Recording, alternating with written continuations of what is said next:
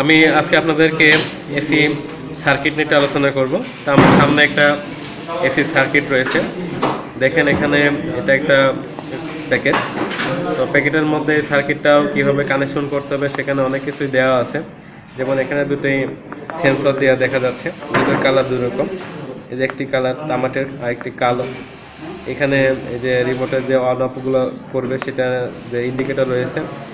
এখানে আমরা দেখতে পাচ্ছি যে 4-5টি রিলে আছে সার্কিটটি, তারপরে একটা ট্রান্সফর্মার আছে। সব কিছু মিলে আমরা দেখি এই সার্কিটটা। তো এর অন্য পাশে দেখেন এখানে ডায়াগ্রাম দেওয়া আছে, তো আমরা ডায়াগ্রামটা দেখব। এখানে ডায়াগ্রামে কীভাবে কানেকশন করতে হবে তার ডিটেলসে দেওয়া আছে। যদি আপনারা ডায়াগ্রামটা ভালো করে খেয়াল করেন তাহলে কানেকশনটা কিন্তু করা হয়ে যাবে। তো আমি ডায়াগ্রামটা আগে দেখি ভালো করে। দেখেন এখানে লেখা এই যে এল দিয়ে লেখা লাইন, এবং এখানে এন নিউট্রাল। এখানে এসি 220 ভোল্ট বা 110 ভোল্ট লাইন ঢোকাইতে বলছে, ইন করতে বলছে ইনপুট। অনেক দেশে সাপ্লাই ভোল্টেজ 110 ভোল্ট হতে পারে। তো যাদের যেরকম ভোল্টেজ, যাদের 220 ভোল্ট সাপ্লাই ভোল্টেজ লাইন তারা 220 ভোল্ট লাইন এখানে দিবে, আর যাদের 110 ভোল্ট লাইন তারা 110 ভোল্ট লাইন এখানে দিবে। এরপর দেখেন এখানে এলটা এখানে লাগলো, এই জায়গাটা সিওএম কমন লিখে রাখছে। তারপর এখানে এই যে এখানে এনও লেখা আছে, এখানে আবার সিওএমপি ছোট করে লেখা, অর্থাৎ কম্প্রেসর লেখা। সিওএমপি কম্প্রেসর লেখা ছোট করে। তো এই যে এটা এখানে থেকে কম্প্রেসরে চলে গেল লাইনটা। তার একটা লাইন এখানে যে লাইনটা দিলাম ফেজ লাইনটা, এই ফেজ লাইনটা কিন্তু এখান থেকে এই যে কম্প্রেসরে গেল। এখানে কম্প্রেসরেরও একটা তারা সিম্বল দিয়ে রাখছে, বোঝাইছে এটা কম্প্রেসর। এবং কম্প্রেসরের যে নিউট্রালটা দরকার আমার এসি সিস্টেমের যে কম্প্রেসরটি আছে সেটা নিউট্রাল কিন্তু এখানে যে ভিন্ন করে দেওয়া হয়েছে, যে নিউট্রালটা ভিন্নভাবে যাবে। এবং কম্প্রেসরে এখানে কিন্তু যেহেতু এটা বড় মানের কম্প্রেসর, সেটাকে স্টার্ট করতে গিয়ে একটা ক্যাপাসিটর লাগতে পারে। তো সেই ক্যাপাসিটরটা কিন্তু এখানে এই রানিং কয়েলের সাথেই সংযুক্ত হয়ে এবং স্টার্টিং কয়েলের অন্য প্রান্তে লাগবে, সেই জন্য এখানে একটা সিম্বলও দেওয়া আছে। এরপরে দেখেন এখানে ট্রান্সফর্মার লাগানোর জন্য এখানে কিন্তু দুটো পিন দেওয়া রয়েছে, যেখানে আমরা ট্রান্সফর্মার থেকে এখানে যে পিনগুলো বের হবে সেটা এই সার্কিটের এখানে লাগাবো, যেখানে এসি 220 ভোল্ট লেখা আছে। এবং ট্রান্সফর্মারের আউটপুট সেকেন্ডারি প্যান্টে দেখেন এই পাশে কিন্তু ট্রান্সফর্মারের ইনপুটে 220 ভোল্ট বাই 110 ভোল্ট দেওয়া, অর্থাৎ আমরা এখানে যে ভোল্টেজটা দিব ট্রান্সফর্মারও সেই ভোল্টেজটা পাবে। এটা হলো ট্রান্সফর্মার প্রাইমারি সাইড। অপর পাশে দেখেন ট্রান্সফর্মার সেকেন্ডারি সাইড, যেখানে 12 লেখা আছে, অর্থাৎ 12 ভোল্ট হবে। তো এই 12 ভোল্টটা দেখেন এখানে কিন্তু এসে এই সার্কিটে আবার ঢুকছে। এই 12 ভোল্ট দ্বারা এটা হলো এই সার্কিটের কিছু রিলে আছে, সেই রিলে বা অন্যান্য কন্ট্রোলিং করার জন্য ব্যবহার করা হয়েছে। এটা কিন্তু এসি 12 ভোল্ট রাখা হয়েছে, এটা ডিসি হয় নাই, কারণ এখানে এসি 12 ভোল্ট লেখা। আশা করি আপনারা বুঝতে পারছেন। তারপরে দেখেন যে এখানে আমাদের এই যে এখানে RMT2 লেখা, তো সেটা একটা সেন্সর তার সাথে লাগানো আছে। উক্ত সেন্সরটি দেখেন তামাটে রঙের, কপার কালার। এখানে পাইপ টেম্পারেচার সেন্সর, অর্থাৎ এটা হলো আমাদের যে পাইপগুলো আছে, যে টিউবগুলো আমরা ব্যবহার করছি যার মধ্যে দিয়ে গ্যাস প্রবাহিত হবে, সেই গ্যাসের টিউবের পাশে বা পাইপের পাশে আমরা এই সেন্সরটা রাখবো, যাতে পাইপটা কী পরিমাণ গরম বা ঠান্ডা হচ্ছে সেটা যেন আমরা বুঝতে পারি। অন্যদিকে দেখেন আরেকটি সেন্সর দেওয়া, যে সেন্সরটি কালো রঙের, এখানে রুম টেম্পারেচার সেন্সর। এটা আমরা এসি থেকে একটু দূরে বা এই যে টিউব থেকে একটু দূরে, হালকা দূরে রাখবো, যাতে রুমের টেম্পারেচারটা আমরা এর সাহায্যে মাপতে পারি। অপর পাশে দেখেন এখানে ডিসপ্লে লেখা, যেটা বলছিলাম যে ইন্ডিকেটর, এটা ডিসপ্লেটা আমাদের ইন্ডিকেট করবে যে কি অবস্থায় আছে, এসি পাওয়ার অন আছে, টাইম কি অবস্থায় আছে, কম্প্রেসর চলছে কি চলছে না, এগুলো আমরা এই ডিসপ্লে থেকে দেখতে পারবো। অপর পাশে দেখেন এখানে লেখা হলো কমন পিন, এখানে কমন পিন লেখা, আবার এখানে সুইং লেখা। তো এখানে এই যে টার্মিনালগুলো শর্ট আছে এবং সেখান থেকে একটি তার কিন্তু চলে আসছে, এসে এখানে কিন্তু একটি মোটরে রাখছে। এখানে লেখা স্টেপ মোটর, এটা লেখা হলো স্টেপ মোটর। আসলে এই মোটরটা হলো আমরা যখন এসির যে বাতাসটা আমাদের রুমের দিকে আসে, ঠান্ডা বাতাস অথবা গরম বাতাস যেটাই হোক না কেন, আমাদের যেটা দরকার আর কি, উক্ত বাতাসটা যখন স্লাইড করা লাগে একটা নির্দিষ্ট দিকে আমরা মুভিং করতে চাই, তো সেটা মুভিং করার জন্য বা সেটা একটা নির্দিষ্ট টাইম পর বাতাসের ডিরেকশন চেঞ্জ করার জন্য এই মোটরটি ব্যবহার করা হয়। সে ওখানে বাতাসের সামনে যে বেলেটগুলো ব্যবহার করে প্রবাহিত করার জন্য সেই বেলেটটাকে একটু মুভিং করে দেয় বারবার কন্টিনিউয়াসলি। তো এখানে দেখেন এটা থেকে সেই স্টেপ মোটরে যে এখানে কানেকশন পেয়েছে। অপর পাশে দেখেন আমরা অপর দিকে তাকাই, এখানে দেখেন যে এই পাশে লেখা লো, এলওতে লো বোঝানো হয়েছে, এখানে এমইডি এটা মিডিল মধ্য বোঝানো হয়েছে, এখানে এই সাইডে হাই বোঝানো হয়েছে, এখানে ভিআর দ্বারা ভাল বোঝানো হয়েছে, এবং এখানে out fan O U T out fan সরাসরি লেখা হয়েছে। তা আমরা সেগুলো দেখি।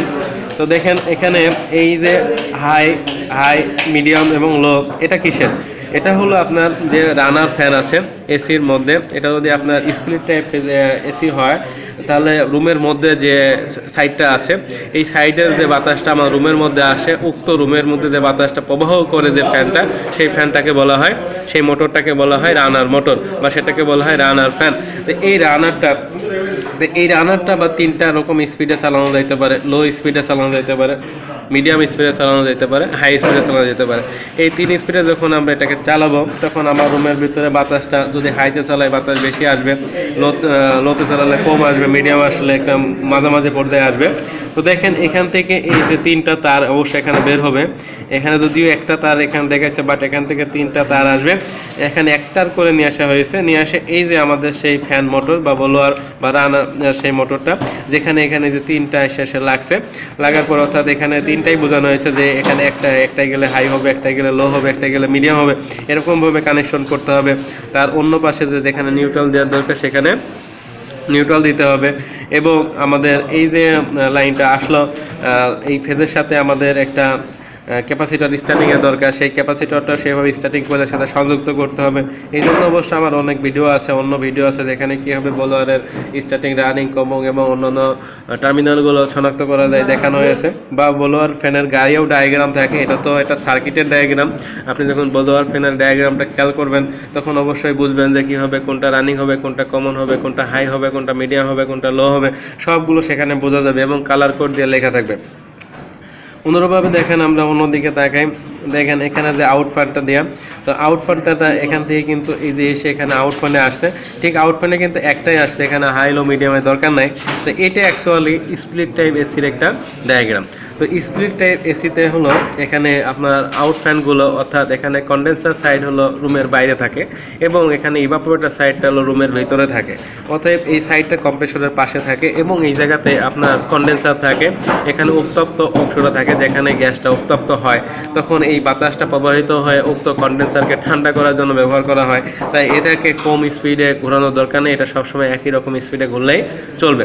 যখন কম্প্রেসার চলবে তখন এটা চলবে, যদি কম্প্রেসার না চলে তখন এটা চলার দরকার নেই। তো এখন দুটোই, এখানে এটা কম্প্রেসরকেও ঠান্ডা করতে পারে, আবার এটা কন্ডেন্সারকেও ঠান্ডা করতে পারে। দেখেন কানেকশনটা কিন্তু এখান থেকে ফেজটা আসছে এবং অন্য পাশে নিউট্রাল রাখছে, তার সঙ্গে অন্য পাশে ক্যাপাসিটর যুক্ত আছে। তো আমরা সার্কিটটা মোটামুটি বুঝলাম। এখানে ভাল্বটা আলোচনা করি নাই। তো এখানে অনেক জায়গায় ভাল্বের প্রয়োজন আছে, সোলেনয়েড ভাল্ব, যেটা গ্যাসের প্রবাহটাকে নিয়ন্ত্রণ করে। যদি এরকম সিস্টেম থাকে তাহলে আপনি ভাল্বে লাগাবেন, যদি আপনার ভাল্ব না থাকে তাহলে ভাল্বে লাগানোর দরকার নাই, সব ধরনের এসিতে ভাল্ব নাই। তো এখন আমরা সার্কিটটা খুলি এবং তার অংশগুলো দেখি।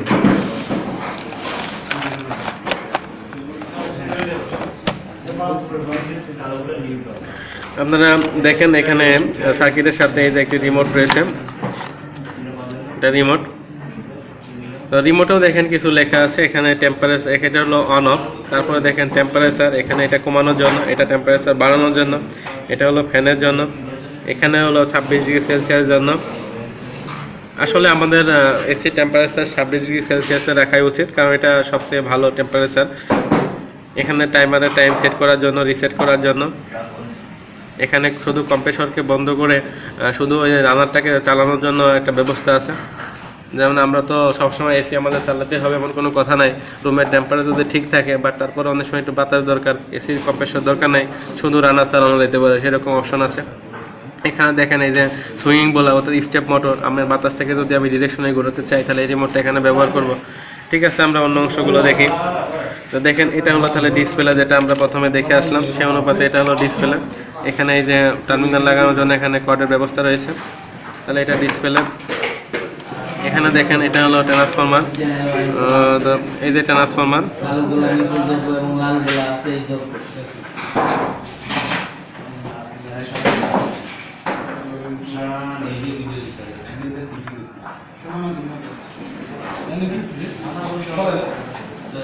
তো দেখেন এখানে ট্রান্সফরমারে কিন্তু দুটো, এখানে দুই পাশে দুই পিন। এই মুহূর্তে কিন্তু বোঝা একটু কষ্টকর যে কোনটা হাই সাইড এবং কোনটা লো সাইড, অথবা কোন দিকে পাওয়ার ইন করব, কোন দিকে পাওয়ার আউট করব। এইদিকে আমি তারপরে দেখি বিষয়টা, এখানে কয়েকটা বিষয় বোঝার দরকার আছে। যদি আপনারা মিটার দিয়ে মাপতে চান সেক্ষেত্রে মাপতে পারেন, তা না হলে আমরা সার্কিট থেকে যদি দেখি তখন বুঝতে পারবো।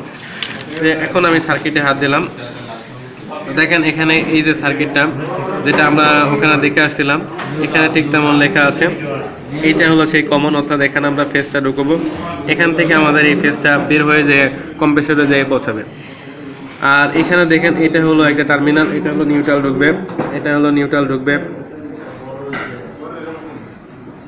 এখানে যে চারটা রিলে আছে, এখন আমরা যদি ডায়াগ্রামটা অন করি এবং দুটো একসঙ্গে দেখার চেষ্টা করি তাহলে কিন্তু আমাদের এটা বুঝতে সুবিধা হবে। দেখেন এখানে দুটো সেন্সর, এই যে একটা তামাটে রঙের আর একটা হলো ব্ল্যাক কালো রঙের। এখন আমি যদি সার্কিটটা সঙ্গে সঙ্গে রাখি, সার্কিটটা সঙ্গে সঙ্গে রাখছি, একদম অনুরূপভাবে রাখার চেষ্টা করছি।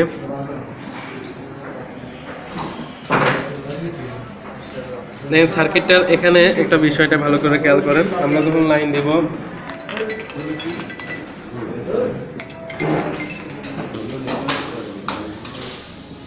তো দেখেন আমরা এখানে এই জায়গায় ফেজটা দিলাম এবং এখান থেকে কম্প্রেসরে বের করলাম। যেমন এখানে যে আমরা এই যে কমনের লাইনটা দিচ্ছি, কম্প্রেসরে বের করছি, আর এটাতে আমরা নিউট্রাল দিলাম। এখন দেখেন এই যে দুটো পিন, এখানে দুটো পিন কিন্তু এই পিনটার প্রসারিত এবং এটা হলো সরু। তা আমরা যখন ট্রান্সফরমারটা লাগাবো তখন খেয়াল করেন যে এই যে ট্রান্সফরমারে যদি আমি হাই সাইড লো সাইড না বুঝি তাহলে কিন্তু এই দুটো পিন কিন্তু একটা সরু একটা চিকন, তা এটা অবশ্যই এখানে লাগবে।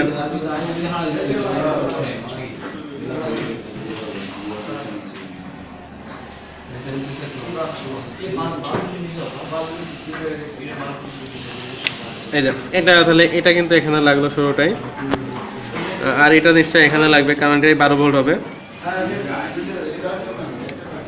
আশা করি বুঝতে পারছেন যে হয়তো এটা সাইজ অনুযায়ী নির্ভর করছে, এখানে কিন্তু সাইজ কম বেশি আছে। আমি যদি দেখে না বুঝি তাহলে কিন্তু বোঝা যাচ্ছে এটা এখন তার মানে 220 ভোল্ট লাইন ঢুকছে আর এটা হলো 12 ভোল্ট লাইন আসতেছে। এখন তারপরে দেখেন যে আমরা যে সেন্সরগুলো লাগাবো তা এখানে কিন্তু লেখা আছে। তারপরে আমরা দেখি এই যে এখানে প্রথম যে সেন্সরটা আসবে, প্রথম এদিক থেকে প্রথম যেটা আসবে সেটা কিন্তু তামাটে রঙের। তাহলে এই যে সেন্সরটা এটা আমরা এখানে ব্যবহার করব। এখানে কিন্তু সাদা কালার, দেখেন কালার মেনটেন করা হয়েছে।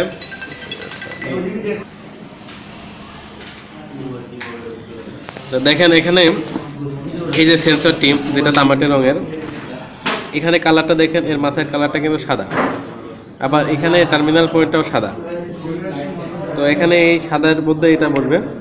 আবার দেখেন এটা যেটা কালো রঙের, বা এই যে এটা রং কিন্তু লাল, এখানে কিন্তু এই জায়গার রংটা লাল। এখানে কালার কোডটা এইভাবে মেনটেন করা হয়েছে যাতে আপনারা লাগাইতে পারেন সহজে।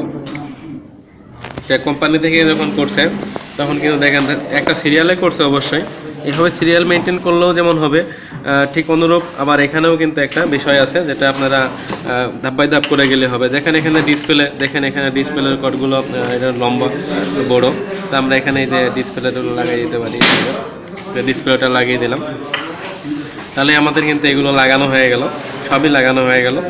শুধু এখানে যদি আপনি সাপ্লাই লাইনটা দেন আর এটা থেকে কম্প্রেসরে নিয়ে দিয়ে লাইনটা দিবেন, এটা একটা ফিউজ আছে, অনেক সময় ফিউজটা নষ্ট হতে পারে। আর এদিকে দেখেন এখানেও কিন্তু সব লেখা আছে, যেমন এখানে এর পাশে লেখা LO অর্থাৎ এটা লো, যেটা আগে বোঝাচ্ছিলাম। দেখেন MED এটা মিডিয়াম, এর পাশে এটা লেখা হাই। দেখেন এটা হলো এই যে VR অর্থাৎ এটা ভালভের জন্য। এখানে দেখেন F দিয়ে আউট দেওয়া অর্থাৎ এটা ফ্যান আউট। তো আশা করি আপনারা অবশ্যই লাগাইতে পারবেন, আর যদি না পারেন তাহলে অন্য ভিডিও দেখেন এবং কমেন্টস করেন। তো সবাইকে ভিডিওটি দেখার জন্য ধন্যবাদ। আর আমার এই ভিডিও যদি ভালো লাগে তাহলে অবশ্যই আমার চ্যানেলটাকে সাবস্ক্রাইব করবেন এবং ভিডিওগুলো শেয়ার করবেন অন্যকে শেখার জন্য।